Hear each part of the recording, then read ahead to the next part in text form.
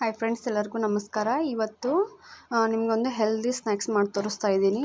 ಇದಕ್ಕೆ ಒಂದು ಸ್ವಲ್ಪ ಆಯಿಲ್ ಹಾಕ್ಕೋತಾ ಇದ್ದೀನಿ, ಒಂದು ಸ್ವಲ್ಪ ಜೀರಿಗೆ ಮತ್ತೊಂದು ಸ್ವಲ್ಪ ಸಾಸಿವೆ ಹಾಕ್ಕೋತಾ ಇದ್ದೀನಿ. ಇದಕ್ಕೆ ಒಂದು ಸ್ವಲ್ಪ ಶೇಂಗಾ ಹಾಕ್ಕೋತಾ ಇದ್ದೀನಿ. ಹಸಿ ಶೇಂಗಾ ಹಾಕ್ಕೊಂಡ್ರೆ ಚಲೋ ಇರುತ್ತೆ.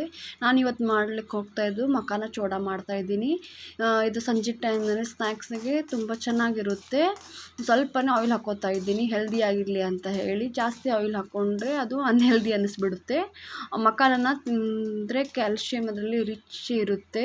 ಕೈ ಕಾಲು ನೋಯಿಸೋದು, ಅದೇನಾದರೂ ವೀಕ್ನೆಸ್ ಇದೆಲ್ಲ ಹೋಗುತ್ತೆ. ಇದಕ್ಕೆ 4ರಿಂದ 5 ಬೆಳ್ಳುಳ್ಳಿ ನಾನು ಕಟ್ ಮಾಡಿ ಇಟ್ಕೊಂಡಿದ್ದೀನಿ, ಅದನ್ನು ಹಾಕ್ಕೋತಾ ಇದ್ದೀನಿ. ಸಂಜೆ ಟೈಮ್ನಲ್ಲಿ ಸ್ನ್ಯಾಕ್ಸಿಗೆ ಮಕ್ಕಳಿಗೂ ಕೊಡ್ಬೋದು, ದೊಡ್ಡವ್ರಿಗೇನು ನಮಗೂ ತಿನ್ನೋಕ್ಕೆ. ಅದು ಇದು ಸುಮ್ಮನೆ ಸ್ನ್ಯಾಕ್ಸ್ ತಿನ್ನೋದಕ್ಕೆ ಈಗೆಲ್ಲ ಮಳೆಗಾಲ ಬರ್ಲಿಕ್ಕತ್ತದಲ್ಲ, ಮಳೆಗಾಲಕ್ಕೆ ಏನಾದರೂ ಸ್ನ್ಯಾಕ್ಸ್ ತಿನ್ನಬೇಕಂತ ಅನ್ನಿಸ್ತಾ ಇರ್ತದಲ್ಲ.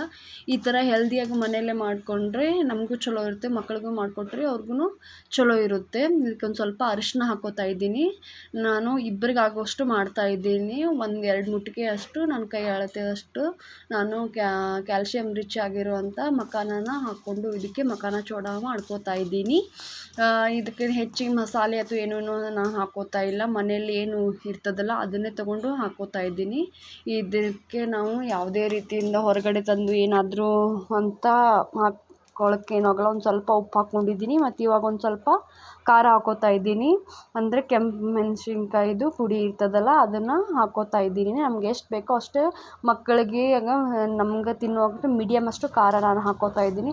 ಸಪೋಸ್ ನಾವು ಮಕ್ಕಳಿಗೆ ಹಾಕೋದ್ರೆ ಒಂದು ಸ್ವಲ್ಪ ಖಾರ ಕಡಿಮೆ ಹಾಕಿದ್ರೂ ನಡೆಯುತ್ತೆ, ಇಲ್ಲ ಅಂತಂದರೆ ಸುಮ್ಮನೆ ಚಾಟ್ ಮಸಾಲ ಹಾಕ್ಕೊಟ್ರು ನಡೆಯುತ್ತೆ. ನನ್ನ ವಿಡಿಯೋ ಇಷ್ಟ ಆಗ್ತದ್ರೆ ಲೈಕ್ ಮಾಡಿ, ಶೇರ್ ಮಾಡಿ, ಸಬ್ಸ್ಕ್ರೈಬ್ ಆಗಿ ಆದಷ್ಟು ಫ್ರೆಂಡ್ಸ್. ಒಂದು ಸ್ವಲ್ಪ ಸಕ್ಕರೆ ಹಾಕ್ಕೋತಾ ಇದ್ದೀನಿ. ಮನೆಯಲ್ಲೇ ಏನು ಇರ್ತದಲ್ಲ ಅದನ್ನೇ ಎಲ್ಲ ಹಾಕ್ಕೊಟ್ಟು ಮನೇಲಿದ್ದೇ ಮಕ್ಕಳಿಗೆ ಮಾಡಿಕೊಟ್ರೆ ಅವ್ರಿಗೆ ಹೆಲ್ತಿಗೂ ನಮ್ಮ ಹೆಲ್ತಿಗೂ ಚಲೋ ಇರುತ್ತೆ. ಆದಷ್ಟು ಇದನ್ನೊಂದು ಸ್ವಲ್ಪ ಕೈ ಆಡಿಸ್ಕೊಳ್ಳೋಣಂತೆ.